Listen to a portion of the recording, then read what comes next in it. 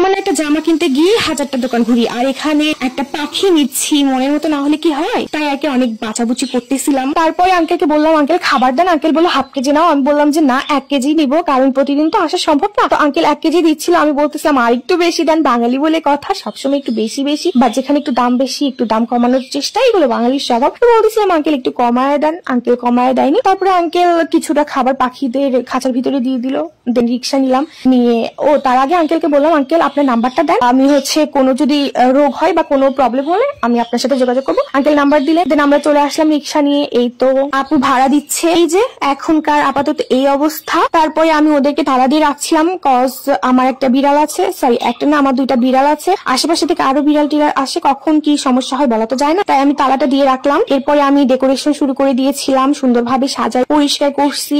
এই যে এটা হচ্ছে রাতের লুক, মাশাআল্লাহ পাখিগুলো অনেক সুন্দর হয়েছে, আর ওরা সারাদিন অনেক লাফাছাপি করে, খেলাধুলা করে। ওই আঙ্কেলটা বলেছিল যে খাবারটা দেওয়া হয়েছে সেই খাবারটা আমি যেন ঝেড়ে রোদে দিয়ে শুকিয়ে তারপরে শুকাইছিল, তারপরে রোদে দিয়ে দেন কৌটার ভিতরে তুলে রেখে ওদেরকে একটু একটু করে দিই। কিন্তু এখন তো রাত হয়ে গেছে, তাই ভাবতেছিলাম কালকে সকালবেলা উঠে আলা বাঁচায় রাখলে তারপর আমি রোদে দিব। এই যে একটা পাখিকে ধরে নিয়ে আসলাম, ধরে নিয়ে এসে দেখতেছিলাম সব ঠিকঠাক আছে কিনা, কখনো তো পাখি ধরা হয় নাই, সেই সুযোগটা হয়নি, ধরতেছিলাম। আর আমি শুনছিলাম যে পাখি নাকি অনেক কামড়ায়, তো আমি দেখতে চাচ্ছিলাম ওরা আমাকে কতটুকু কামড়াইতে পারে আর আমি কতটুকু সহ্য করতে পারি। ভাই রে ভাই, এটা তো সহ্য করা যাচ্ছিল, কিন্তু আকাশি কালার যে পাখিটা নিয়েছিলাম ওকে ধরছিলাম আমি, ধরার সাথে সাথে এমন একটা কামড় দিছে, সেই আর আমার হাতটা ছাড়তিছে না।